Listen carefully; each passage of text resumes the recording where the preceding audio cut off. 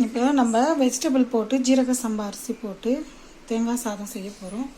அதுக்கு வந்து பச்சை மிளகாய், கேரட், பீன்ஸ், உருளைக்கிழங்கு வந்து நான் அப்புறமா கட் பண்ண போகிறேன். இது வந்து தேங்காய் பால் எடுத்துருக்கேன். கோகனட் ரைஸ் வெஜிடபிள் இதில் தான் வந்து அரிசி அளந்துக்க போகிறேன். இது வந்து நல்ல ஒரு பெரிய செய்து 1 கிலோ அரிசி இருக்குது பேக்கெட்டில், ஜீரக சம்பா அரிசி. நான் வந்து 1 போட்டாலே போதும்னு நினைக்கிறேன். 4 பேருக்கு அதிகம்தான் இது. 1 கப்பு வந்து ஊற வச்சுக்கலாம். நான் இப்போ தான் தாளிக்க போகிறேன் நான், அதனால் வந்து இதில் வந்து ஊற வச்சுருக்கேன். தாளிக்கிறதுக்கு எடுத்து வச்சுருக்கேன். வெங்காயம் கட் பண்ணி வச்சுருக்கேன். இது வந்து 2 தக்காளி வந்து நம்ம இந்த காயெலாம் வதங்கினதுக்கு அப்புறம் போட்டோம்னா இது கலர் எடுக்காமல் இருக்கும். ஒரு 8 பச்சை மிளகாய், இது மட்டும்தான் காரம். அதனால் இது வந்து 1 கிலோ அரிசி, 1 கிலோ வந்து ஜீரக சம்பா அரிசிக்கு வந்து காய் வந்து நிறைய வேணாம், ஃப்ளேவர் தேங்காய் பால் மட்டும் போதுன்றதுக்காக கொஞ்சமாக பீன்ஸு, கேரட்டு, 2 உருளைக்கிழங்கு, புதினா, தேங்காய் பால் வச்சுக்கலாம். பாத்திரம் வந்து வச்சாச்சு.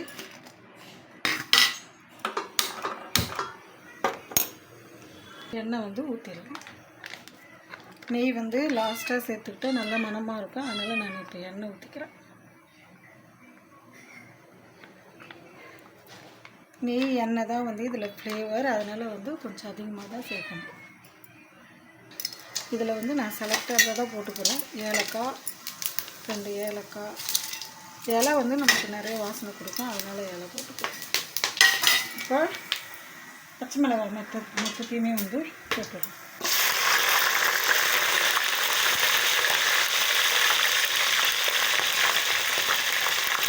வந்து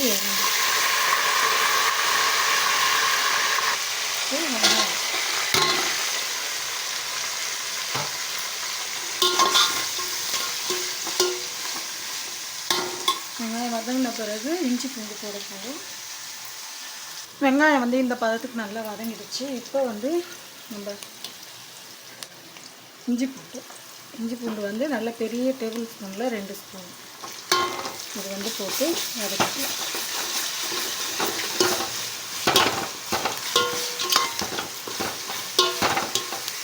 இந்த பச்சை பட்டாணியும் வந்து இவ்வளோ நேரம் பொரிச்சு எடுத்துகிட்டு வந்துட்டேன். இதையும் வந்து நம்ம கூட போட்டு இந்த கோகனட் மில்க் புலாவ் வந்து செய்ய போகிறோம். இப்போ வந்து இஞ்சி பூண்டு வந்து நல்லா அந்த பச்சை வாசனை நல்லா போயிடுச்சு. இப்போ ஃபஸ்ட்டு பட்டாணி, இது வந்து ஒரு 50 கிராம் பட்டாணி,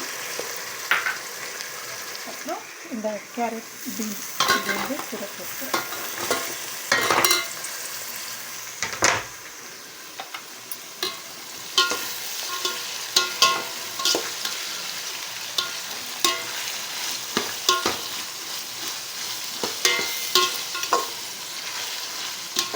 இப்போ நம்ம வந்து ஒரு 1/2 கப்பு வந்து தயிர் ஊற்றணும். சாதம் வந்து கலக்கலன்னு வர்றதுக்காக தயிர் வந்து ஒரு 1/2 கப்பு சேர்த்தா கொஞ்சம் அந்த நம்ம தக்காளி வந்து சும்மா ஒன்று வந்து ஃப்ளேவருக்கு கடைசியாக தான் இது வந்து போட போகிறேன்.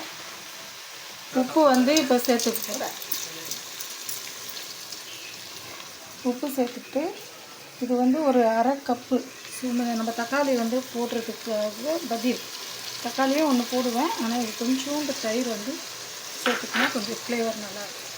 இப்போ வந்து நம்ம இந்த தக்காளி வந்து போட்டுக்கலாம்.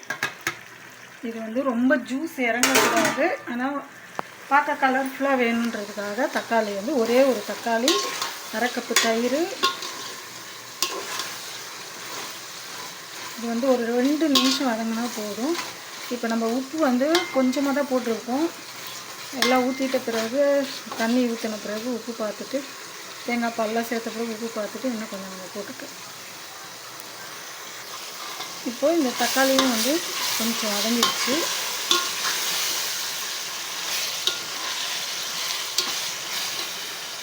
ஸோ நம்ம வந்து கொஞ்சம் கம்மி பண்ணிவிட்டு தேங்காய் பால் வந்து அளந்து ஊற்றிக்கலாம். இதில் வந்து நான் வந்து 1.25 போட்டிருக்கேன். அதுக்கு வந்து 2.5 அளவு, ஏன்னா நம்ம தம் போட்டு வேக வைக்கிறதால 2.5 அளவு ஊற்றணும்.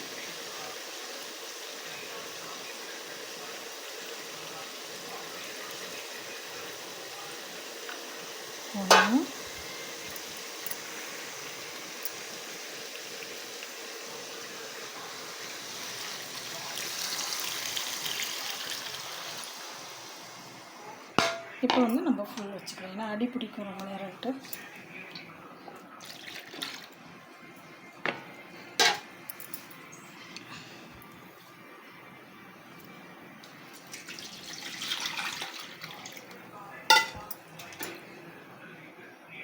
ஒன்றும் இல்லை, தண்ணி வந்து நான் அதில் அப்படியே அளந்துட்டு விட்டுக்கிறேன்.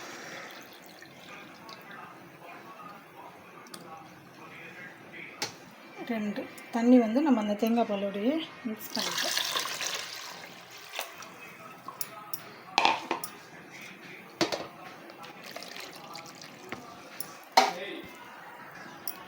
இன்னும் வந்து 2.5னா 1.25 போட்டோன்னா 2.5 இந்த அளவுக்கு ஊற்றினா தான் இது கொதித்து அரிசி போடும்போது நம்ம பால் ஊற்றிருக்கோம் இல்லைங்களா, அதனால் வேகிறதும் வந்து கொஞ்சம் டைம் எடுக்கும். அதனால் கரெக்டாக 1.25க்கு 2 தண்ணி வச்சாச்சு. இப்போ இந்த காய் வெந்து அதுக்கப்புறமா தான் வந்து நம்ம அரிசி போட போகிறோம். இதை வந்து கொஞ்சம் இந்த மாதிரி கேப் விட்டு கொதிக்கிறதுக்கு இப்படி மூடி போட்டுக்கலாம். அரிசி வந்து இங்கே ஊறிட்டுருக்கு. உப்பு வந்து நான் ஃபஸ்ட்டு போட்டது இந்த அளவு தான். இப்போ வந்து குடிச்சு பார்த்தா இன்னும் கொஞ்சம் வந்து உப்பு தேவைப்படுது, அதனால் பார்த்துட்டு 2 முறையாக போட்டாச்சு. மூடி வச்சிடலாம். இப்போது வந்து இது வந்து நல்லா கொதித்த பிறகு கேப் விடாமல் மூடினீங்கன்னா இந்த தட்டுக்கு மேலே அந்த தட்டில் வந்து ஒட்டிடும் அந்த தேங்காய் பாலோட இதெல்லாம். அதனால் இந்த மாதிரி கேப் விட்டு மூடிட்டோம்னா தண்ணி கொதித்த பிறகு அதுக்கப்புறமா நம்ம அரிசி போட்டோம். இப்போ வந்து அரிசி வந்து இந்த மாதிரி எடுத்து வச்சுருக்கேன், தண்ணி இருத்துட்டு இதை வந்து இதில் சேர்த்துக்கலாம். காய் வந்து வெந்துருச்சு, உப்பு கம்மியாக இருந்தது, இப்போ வரைக்கும் உப்பு போட்டுக்கலாம். இதுக்கு மேலே தான் வந்து உப்புலாம் சேர்த்தா தனியாக தெரியும்.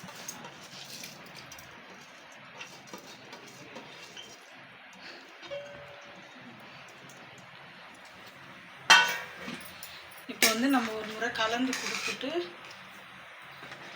இது வந்து கொதித்து வேகும்போது தோசைக்கல்லை வச்சு தம் போட போகிறோம்.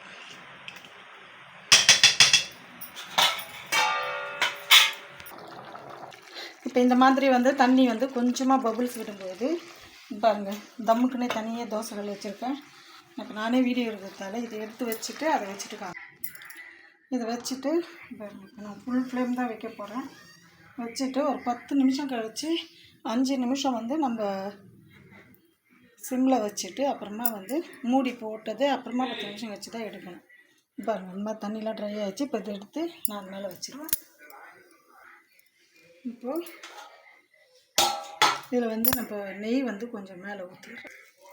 இந்த இடத்துல வந்து நிறைய ஊற்றுனேங்க, உள்ளே போயிடுச்சு. இப்போ நெய் ஊற்றியாச்சு. இப்போ வந்து நம்ம தம் போட்டுருவோம். இப்போ வந்து கவுத்து இந்த மாதிரி இருக்காங்க, எல்லா பக்கமும் இந்த மாதிரி க்ளோஸ்டாக இருக்கா. இந்த பை நான் ஏன் வைக்கிறேன்னா, இது வந்து இப்போ இது உரல் வந்து ரொம்ப ரெகுலராக யூஸ் பண்ணுறதில்ல, அதனால் அதை வச்சுட்டு நான் வைக்கிறேன். இந்த மாதிரி வந்து ஃபுல் க்ளோஸ்டில் வந்து நம்ம போட்டிருக்கோம் தான். இது வந்து ஒரு 7 நிமிஷம் அப்படி இப்படி, அப்புறம் ஒரு 5 மினிட்ஸ், அதுக்கப்புறம் நிறுத்திட்டு ஒரு 10 நிமிஷம் கழிச்சு நம்ம எடுத்துக்கணும்.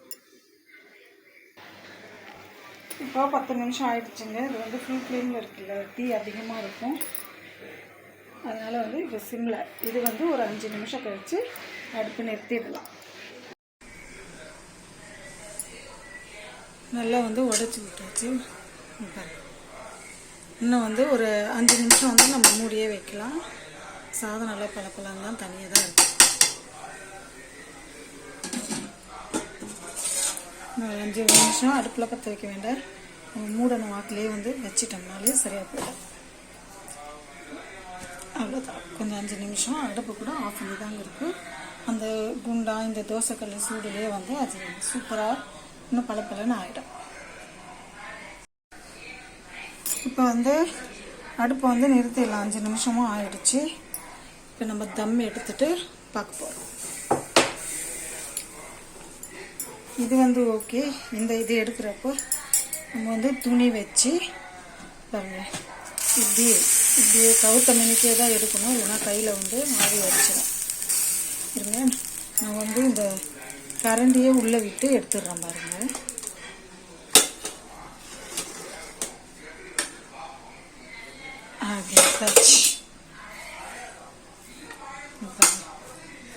வந்து இப்போ நம்ம கிளறி கொடுத்துட்டு காமிக்கிறேன்.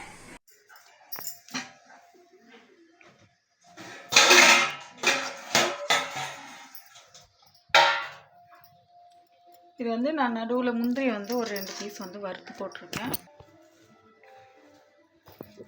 உதிரியாக தான் இருக்குது. இது ஆற இன்னும் வந்து இந்த சூடுலேயே இருக்குது, இன்னும் உதிரியாகிடும்.